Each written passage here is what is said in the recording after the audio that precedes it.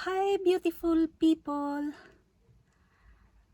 Today maglalakwatsa tayo and I'm so excited and I'm looking forward to it because it's a gathering of Filipino people, and of course if there is a gathering of Filipino people, expect for a massive Filipino foods also.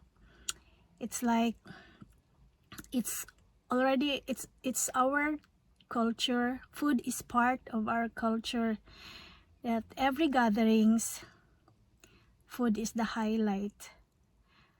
Yeah, I think so. And I'm so looking forward to it, to meet friends, aside from chikahan to the max, laughing, unlimited fun.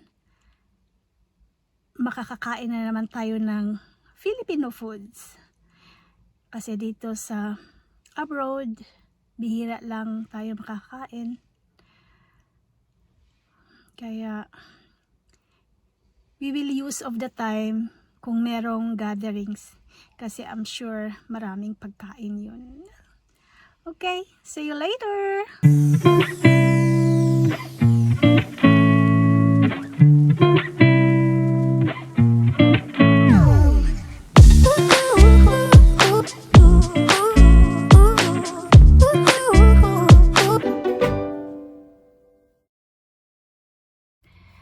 Andito na tayo sa bahay. Magsasapatos lang ako kasi ayokong mag-drive na naka-heel. Parang hindi ako komportable. Maglalakad tayo konti papuntang bahay ng kaibigan ko na nagpa-party. Ito yung mga neighborhood niya. Yung forehead ko masyadong shiny because of the sun. Ang init, but I like it. Para naman ma-brown tayo ng ma-brown na nga. At least na lang matan. Okay, ito yung Ano man sabihin nila, bulaklak. Mapalong ka.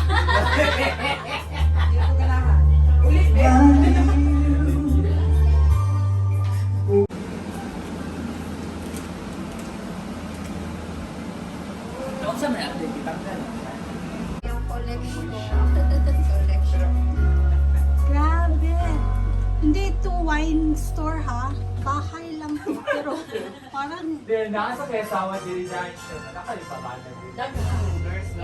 parang siyang wine store sa bahay. Collection.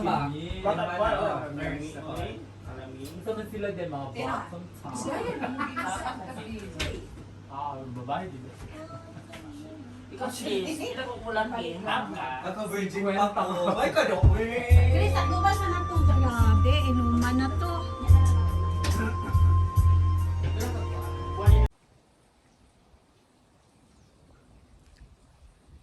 This is the view at the back of our house. It's overlooking